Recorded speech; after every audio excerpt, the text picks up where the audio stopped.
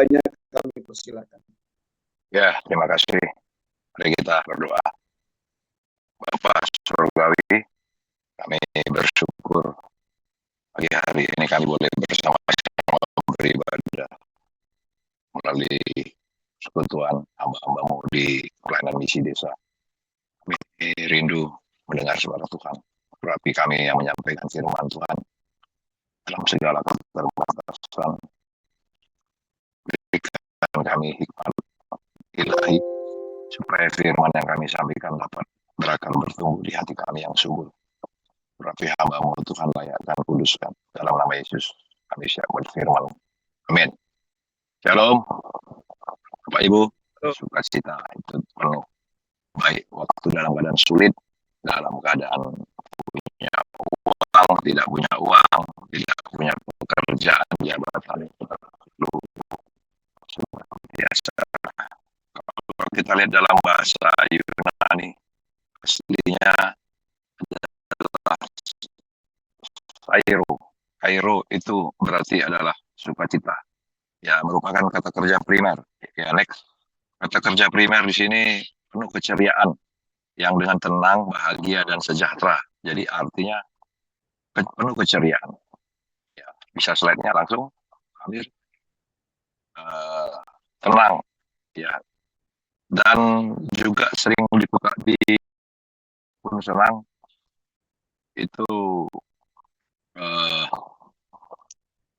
pada saat mau perpisahan, pada saat kembali, bahkan bisa digunakan pada saat bergembira. Dan kata-kata bersuka cita ini 42 kali dalam Alkitab disampaikan. Ya, bersuka cita, bergembira, ya merupakan juga semoga cepat sembuh dan bahagia. Kata-kata sukacita ini, Kairo, itu sering digunakan ketika saat bergembira, bertemu, dan saat hal-hal yang berbahagia atau baik-baik. Kedengeran Pak, kedengeran Pak. Oke, berarti saya bisa dengar, nggak apa-apa. Walaupun saya nggak dengar, saya akan lanjutkan ya bahwa sukacita yang sesungguhnya itu adalah sukacita ya dunia. Ada sukacita dunia. Sukacita di dunia di sini adalah sukacita yang berarti ya perbuatan daging, ya telah nyata percabulan, hawa nafsu, perselisihan, iri hati, kepentingan diri sendiri, persideraan, roh pemecah, dan kedengkian, kemabukan, serta pesta pora. Nah, keinginan mata, ya dalam kisah penciptaan Hawa melihat bahwa pohon buah itu baik, ya kita lihat keinginan mata ini merupakan suatu sukacita. Bahkan Raja Daud melihat Betsyeba mandi, ya kemudian kita lihat gaya hedonisme semua orang ingin keinginan matanya semua terpenuhi. Ya, siapapun lagi. Tinggal persoalannya mau diteruskan terus atau tidak. Kemudian keangkuhan hidup, ya semua orang ingin dipuji, dikagumi, bahkan selalu membandingkan diri lebih daripada yang lain. Ya bahkan cemburu, isi hati, iri hati, merasa paling benar dan sempurna. Nah ini sukacita dunia. Dalam surat Yohanes 2:16, sebab semua yang ada dalam dunia itu keinginan daging, keinginan mata, serta keangkuhan hidup bukanlah berasal dari Bapa, melainkan dari dunia. Nah, bagaimana sukacita sorga yang diharapkan oleh Tuhan? Ya, sukacita sorga. Next slide. Jadi sukacita sorga yang utama adalah ketika ada orang-orang yang kembali kepada Tuhan. Bahkan digambarkan dalam Lukas 15, kalau Yesus mengatakan kalau kamu punya domba 100 ekor, satu diantaranya hilang, bukankah kamu meninggalkan yang 99 mencari satu domba itu untuk kembali ke pangkuan Bapa? Dan kalau dia menemukannya, bukankah pemilik domba itu bersukacita menaruh dombanya di bahunya, bahkan mengundang tetangga, keluarga dan saudaranya untuk datang makan bersama. Nah, demikian juga aku berkata kepadamu akan ada sukacita sorga, kata Tuhan Yesus. Karena satu orang berdosa yang bertobat lebih daripada sukacita karena 99 orang benar yang tidak memerlukan pertobatan. Nah, misi desa sudah pasti punya visi misi untuk memenangkan jiwa, untuk memenangkan orang-orang ya yang dimanapun berada, punya hati untuk itu. Saya percaya ya visi ini akan membawa sukacita sorga. Sorga bersukacita, tentu kita sebagai ahli waris kerajaan sorga dan pemilik sorga, pasti kita juga bersukacita. Ketika Bapa bersukacita, kita pun akan bersukacita. Next, mengapa bagi Bapa ini penting? Ya, kita lihat sorga bersukacita dengan selamatnya orang yang belum mengenal kasih Tuhan, yang belum mengenal kabar baik, itu kita bisa lihat itu sangat penting. Ya, Paulus dalam 1 Korintus 15 ayat 3 menyatakan, sebab yang sangat penting telah kusampaikan kepadamu, yaitu apa yang telah kutulis sendiri, bahwa Kristus telah mati karena dosa-dosa kita, sesuai dengan kitab suci.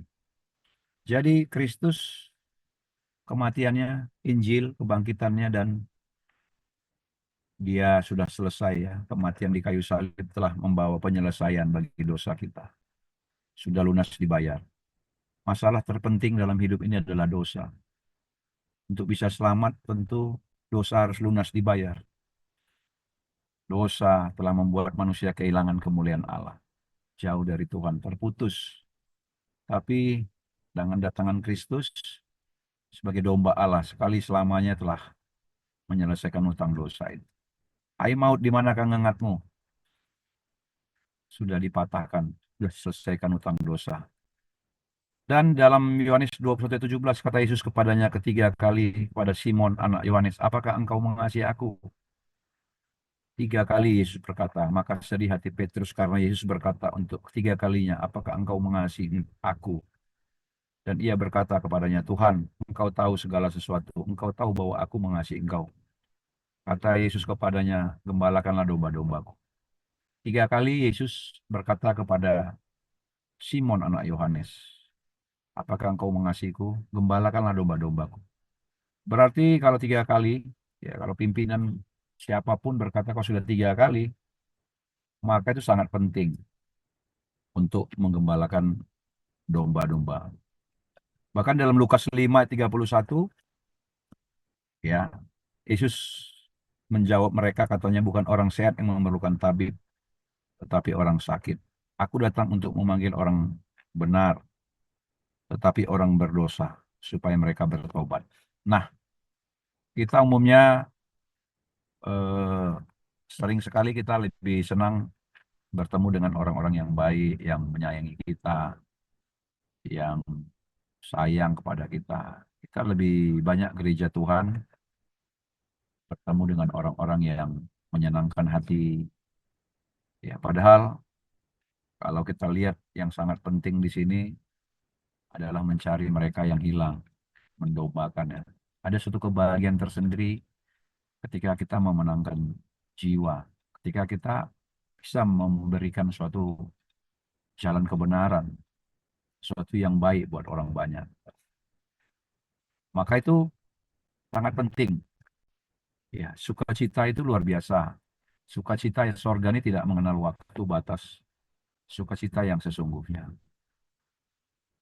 Next slide.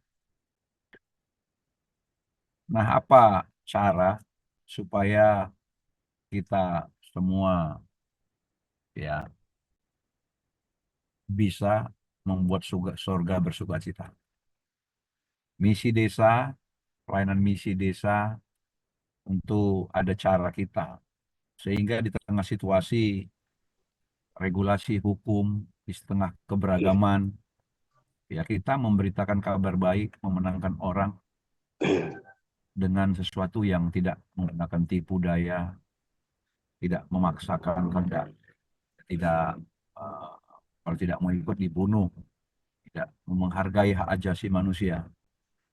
Maka di dalam strateginya, kalau kita baca di dalam 1 Korintus 9 ayat 17 sampai 27 dikatakan, ya sungguh pun aku bebas terhadap semua orang, aku menjadikan diriku hamba dari semua orang, supaya aku boleh memenangkan sebanyak mungkin orang. Menjadikan diri hamba dari semua orang. Ya, kalau kita menjadi seperti orang Yahudi, ya demikian bagi orang Yahudi, aku menjadi seperti orang Yahudi, supaya aku memenangkan orang-orang Yahudi. Bagi orang-orang yang hidup di bawah hukum Taurat, aku menjadi seperti orang yang hidup di bawah hukum Taurat. Sekalipun aku sendiri tidak hidup di bawah hukum Taurat, supaya aku dapat memenangkan mereka yang hidup di bawah hukum Taurat. Nah, poin penting di sini adalah kita harus menjadikan diri kita hamba dari semua orang. Tidak mengenal suku, bahasa, bangsa, agama. Jadi, kalau kita mau berhasil strategi untuk memenangkan orang, kita harus bagian dari mereka. Tidak boleh kita merasa diri yang paling benar, paling baik. Kita harus jadi bagian mereka. Walaupun kita bukan hamba, bukan seperti mereka. Itu yang poin pertama. Strategi yang kedua adalah bagi orang yang tidak hidup di bawah hukum Taurat, aku menjadi seperti orang yang tidak hidup di bawah hukum Taurat. Sekalipun aku tidak hidup di luar hukum Allah, karena aku hidup di bawah hukum Kristus, supaya aku dapat memenangkan mereka yang tidak hidup di bawah hukum Taurat. Bagi orang yang lemah, aku menjadi seperti orang yang lemah, supaya aku dapat menyelamatkan mereka yang lemah. Bagi semua orang, aku telah menjadi segala-galanya, supaya aku dapat sedapat mungkin memenangkan beberapa orang dari antara mereka. Segala sesuatu ini aku lakukan karena Injil, supaya aku mendapat bagian di dalamnya. Nah, motivasi melakukan karena Injil. Ya, tiap-tiap orang yang turut mengambil bagian dalam pertandingan menguasai dirinya dalam segala hal. Mereka berbuat demikian untuk memperoleh suatu mahkota yang fana. Tapi kita untuk memperoleh suatu mahkota yang abadi. Motivasi kita dalam melayani, memenangkan banyak orang, membuat surga bersuka cita dan kita bersuka cita. Baik yang menuai dan menabur sama-sama bersuka cita. Harus motivasinya, motivasi karena Injil sebagai kekuatan Allah. Supaya mereka dimenangkan dan diselamatkan. Bukan motivasinya uang, kenaran jabatan, atau motivasi kerajaan Babel. Bangun kerajaan, membangun organisasi, visi misi organisasi, bukan. Tetapi motivasi karena ini adalah perintah Tuhan. Perintah untuk menjadikan murid, menggembalakan mereka, untuk membawa mereka mengenal gambar kebenaran ilahi. Kemudian, tidak tahukah kamu bahwa dalam gelanggang pertandingan semua peserta turut berlari? Ya, tetapi hanya ya satu orang saja petinju. Ya. Jadi kita lihat bahwa hanya satu orang saja yang mendapat hadiah. Karena itu larilah begitu rupa sehingga kamu memperoleh tiap-tiap orang yang turut mengambil bagian dalam pertandingan menguasai dirinya dalam segala hal. Mereka berbuat demikian untuk memperoleh suatu mahkota yang fana. Tapi kita untuk memperoleh suatu mahkota yang abadi. Sebab itu aku tidak berlari tanpa tujuan. Dan aku bukan petinju yang sembarangan saja memukul. Tapi aku melatih tubuhku dan menguasai seluruhnya. Supaya sesudah memberitakan Injil pada orang lain, jangan aku sendiri ditolak. Nah, sebab itu aku tidak berlari tanpa tujuan dan memukul penjahat sembarangan.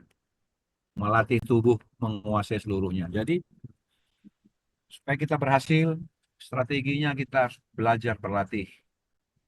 Ya, setiap hari latihan, memberitakan kabar baik, menjadikan murid, itu perlu latihan, perlu pengalaman, ya, perlu suatu training, ya, dan dipertajam terus dan fokus pada tujuan, maka ya strategi ini akan berhasil.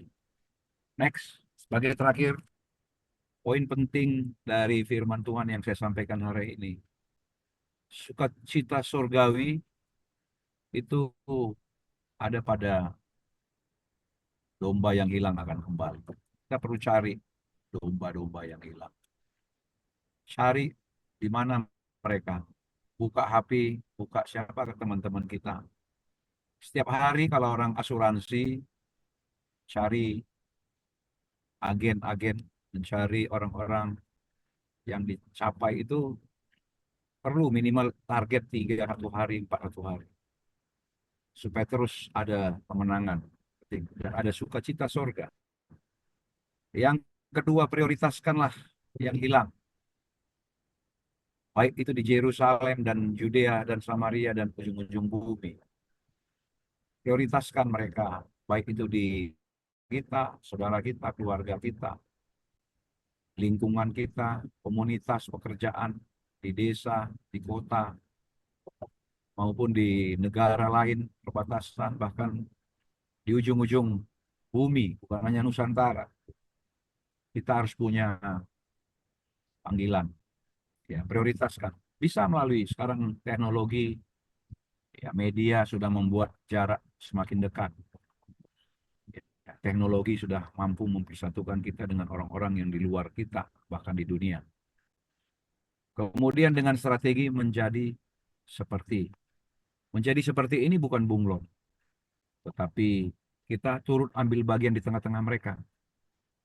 Misi yang baik seorang misionaris ketika dia merasakan ada di tengah-tengah orang-orang yang dilayaninya.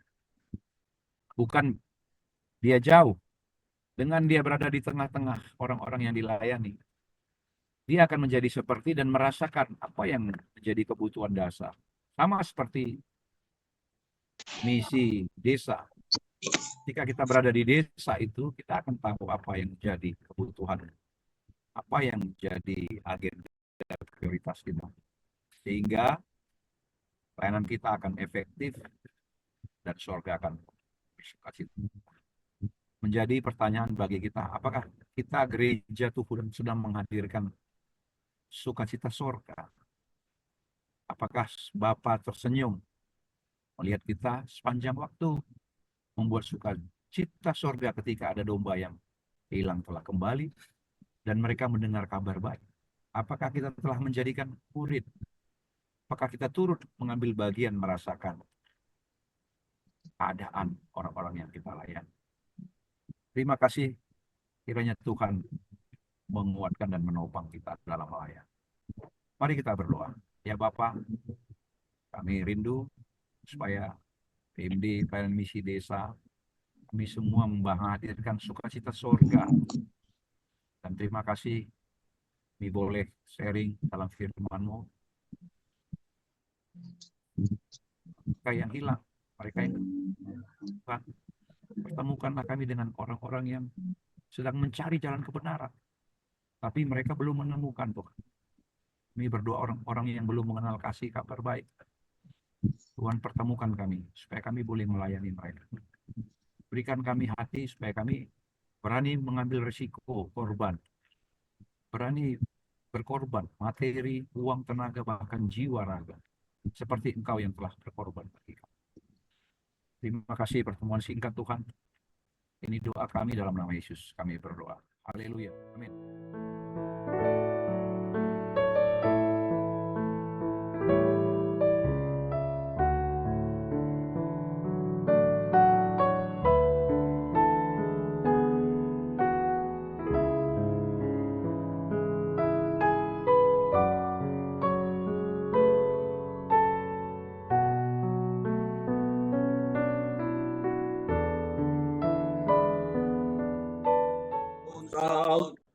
Sai sao đôi,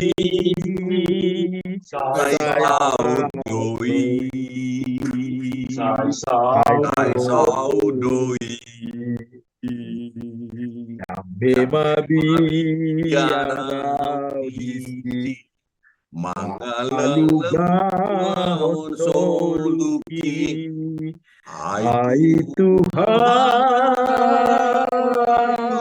aku dongaki. Hai Pegoda pemusuki, lawan karomon suluki. Saya doi,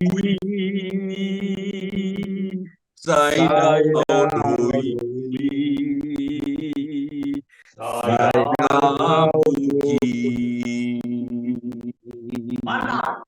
Sip. Selagi aku masih kurang. saatnya tak berdaya lagi.